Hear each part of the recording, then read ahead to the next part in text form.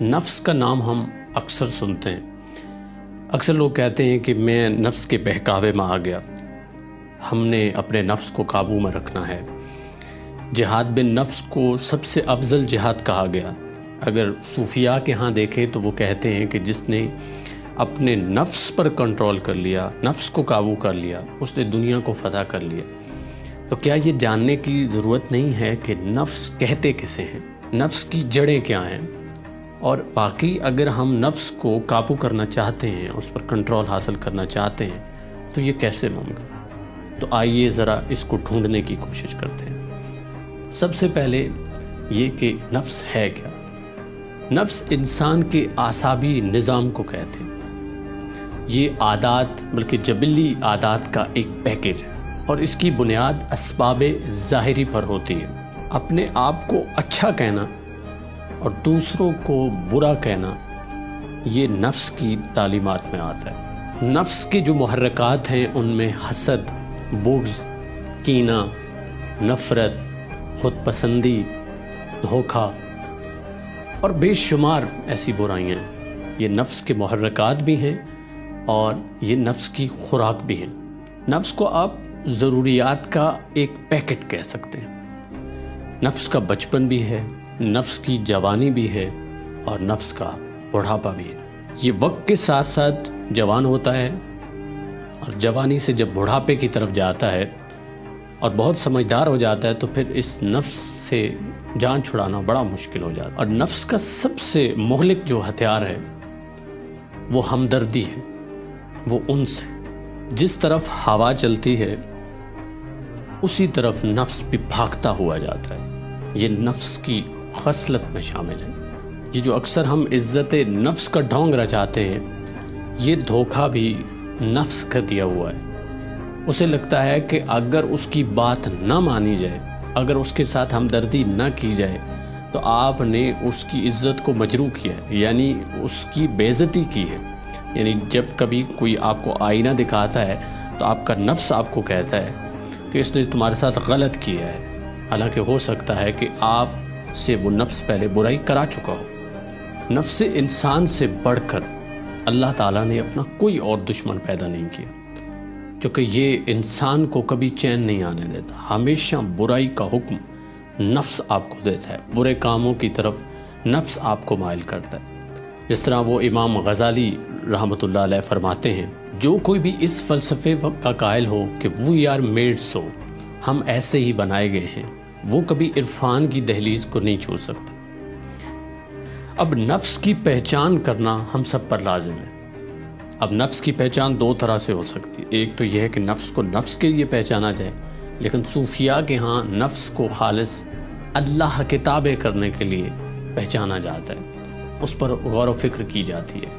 آج کے انسان کا جو نفس سکسیسفل ہے، بہت کامیاب ہے، تو اس کے پیچھے ذہن ہے، انسانی ذہن، جس کو وہ عقل کہتا ہے، کیونکہ اس کو لگتا یہ ہے کہ عقل ہی سب کچھ ہے اور جو کچھ اس نے دیکھ لیا ہے وہی فائنل۔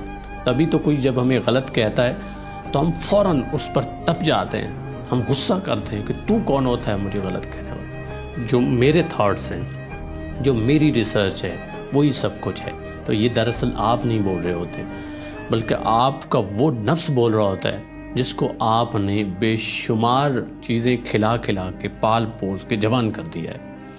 لیکن نفس کی ایک کمزوری ہے، اور کمزوری یہ ہے کہ نفس خواہشات کا تو عادی ہوتا ہے، مگر خواہشات سے زیادہ تجسس، اضطراب، بے چینی اس کا خاصا ہوتی ہے۔ اگر آپ کسی طرح اس کو تجسس کے پیچھے لگا دیں، اب تجسس یعنی ہر نئی چیز جاننا، نئے طریقے سے گناہ کی طرف راغب ہونا، یہ آپ کو نفس آپ کو کہتا ہے۔ اگر آپ پہلے طریقے سے کوئی گناہ کر رہے ہیں تو نفس کہے گا کہ نہیں، یہ پرانا ہو چکا ہے، کوئی نیا طریقہ، پھر اس سے نیا طریقہ، پھر اس سے، چونکہ وہ تجسس چاہتا ہے۔ اور اسی کمزوری سے ہم فائدہ اٹھا سکتے ہیں، کیونکہ نفس کو ہر وقت سونگھنے، چکھنے اور جاننے کی کوشش ہوتی ہے، تو ہم اس کو کسی تحقیق پر لگا سکتے ہیں۔ یہ ایک ایسے وحشی درندے کی طرح ہے جس کو ہم پالتو جانور کی طرح رکھ سکتے ہیں، جس طرح شیر ہے، چیتا ہے، بھیڑیا ہے، اسی طرح بلی، کتا، یہ جو چیزیں ہیں ان کو ہم پالتو جانوروں کے طور پر سکھا کر تربیت کر کے رکھ سکتے ہیں۔ تو بالکل اسی طرح نفس بھی چونکہ ایک وحشی درندہ ہے تو اس کی بھی ہم تربیت کر سکتے ہیں، اور اس کی تربیت کرنے کا سب سے آسان طریقہ یہ ہے کہ اس کی کمزوری یعنی تجسس کو ہم سامنے رکھیں۔ اب تجسس کیا ہے؟ نئی عادات کو جاننا، نئی چیزوں کی طرف مائل ہونا، اور یوں ہم نئی چیزوں کی طرف جاننے، تحقیق پر اسے لگانے اور محنت کرنے پر آمادہ کر سکیں، اور اسی طرح ہم اس کو رحمت کے حصول کا ذریعہ بنا سکیں، کیونکہ جب ہم اس کو تجسس یا تحقیق پر لگائیں گے اور کسی اعلیٰ مقصد کے لیے لگائیں گے تو اللہ کی رحمت غالب آئے گی۔ چونکہ نفس کو ممتاز رہنا، منفرد رہنا پسند ہے، تو جب آپ تحقیق کرتے ہیں تو یقیناً آپ کی تحقیق، آپ کی ریسرچ منفرد اور اعلیٰ ہوتی ہے۔ لہٰذا ایسے طریقے سے ہم نفس کو قابو کر سکتے ہیں۔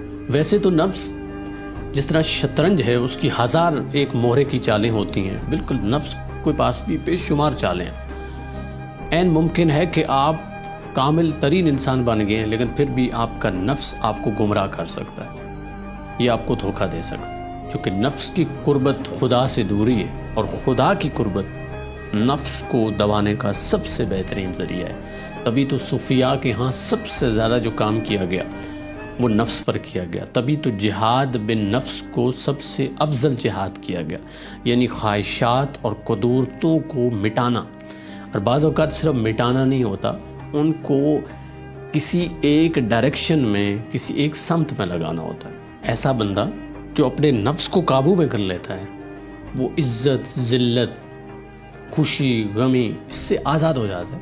یہ جو عزت نفس کا ڈھونگ ہے اس کا ختم ہو جاتا ہے، اس کو اس چیز سے کوئی پرواہ نہیں ہوتی کہ کوئی اس کی تعریف کر رہا ہے یا اس کو برا بھلا کہہ رہا ہے، اس کو ایک جیسا معلوم ہوتا ہے، وہ مسکراتا ہے اور آگے چلا جاتا ہے۔ اور یہ بات اکثر آپ صوفیاء کے ہاں دیکھتے ہیں کہ صوفیاء کو آپ جتنا برا بھلا کہہ لیں وہ جواب نہیں دیتے، وہ ہنستے ہیں، خاموش ہوتے ہیں، آگے چلے جاتے ہیں۔ اور اس کی سب سے بہترین مثال تو ہمیں اس دنیا کے بہترین انسان یعنی آقا کریم صلی اللہ علیہ وآلہ وسلم سے لینی چاہیے کہ اگر آپ پر کوئی پتھر برساتا ہے تو آپ مسکرا دیتے، آپ بدلہ نہیں لیتے۔